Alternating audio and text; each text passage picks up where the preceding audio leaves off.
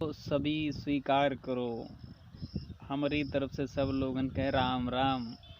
आज हम तुम का लोगन की एक ऐसो कहानी सुनाते हैं कि गांव का जो रहन सहन है ना वो कौन टाइप के रहे। तो एक गाँवन में ही हम गए हैं, तो वहाँ पे ये हम तुम सब लोगन का खातिर बनाने को मेरो भरसक प्रयास है। लेकिन फिर हो इमा कौन ही गलती रह जाए तो उनका सबको हम हाथ जोड़ के क्षमा चाहिन की तरह है। तो आज हम दिखाएंगे कि जो एक आगामी भविष्य की रूपरेखा कहें या एक मौजूदा समय की तात्कालिक रूपरेखा कहें या रेखा चित्र, जो भी उचित हो, कि यहाँ पे एक आसपास का माहौल जो सुगंधित हो जाए, उस सुगंधित होने के प्रयास में पहली कड़ी मैंने के द्वारा एक गेंदा जो होता है ना, इसके भी जो फूल निकलते हैं कहीं ना कहीं काफ़ी खुशबूदायक होते हैं, और इसका पेड़ जो होता है अति उत्तम और अति प्रिय होता है।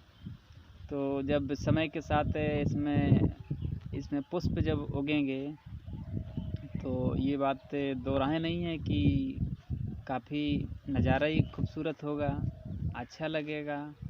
और गेंदा हालांकि एक कई प्रकार की औषधियों में भी काफ़ी लाभप्रद है।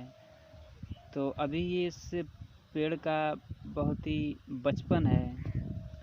तो बचपन में तो हर एक वृक्ष अपनी प्रौढ़ावस्था में होता है, और जबकि ये भी एक पेड़ है, और ये और इससे पिछला वाला दोनों ही पेड़ तकरीबन एक ही समान समय पे लगाए गए थे। फ़र्क इतना है, इस पेड़ ने उसी समय के अंदर उससे कई गुना तरक्की कर ली और वो पेड़ नहीं कर पाया। ठीक जीवन में इसी तरह हर व्यक्ति सोचना चाहिए, सभी को सब कुछ मिला है तो कहीं ना कहीं किसी की प्रयासों में कमी रह गई है, या जिस जगह पे उसकी परवरिश हो रही उसमें कहीं ना कहीं कुछ कमियां हैं।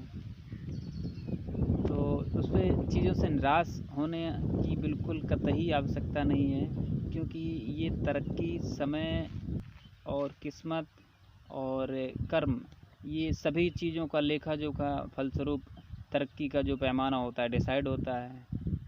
तो यहाँ पे भी कुछ बीज डाल दिए थे कि इसके भी कुछ छोटे छोटे कोमल पौधे उगाए हैं, और यकायक कभी धूप निकल आई तो नज़ारा जो है बहुत ही सुहावना हो गया है। इसको यदि आप क्षेत्रीय भाषा में कहें लल्लन टॉप, तो ये इसमें कोई अतिशयोक्ति नहीं होगी। तो प्रकृति के साथ रहिए, और प्रकृति के साथ रहने में एक ही नहीं अनगिनत फ़ायदे हैं, क्योंकि इन फ़ायदों में सबसे बड़ा फ़ायदा एक अगर गिनती में गिना जाए तो शारीरिक लाभ जो होता है, इसमें किसी भी औषधि की आवश्यकता नहीं होती है। बिल्कुल नेचुरल प्राकृतिक वातावरण में आप रहने का प्रयास करिए। वहाँ की हवा, दवा, हालांकि दवा को तो ज़रूरत पड़ेगी ही नहीं, क्योंकि यहाँ की हवा ही इतनी लाभप्रद है कि अन्य कोई औषधियों को लेने की सोचने की भी ज़रूरत नहीं है।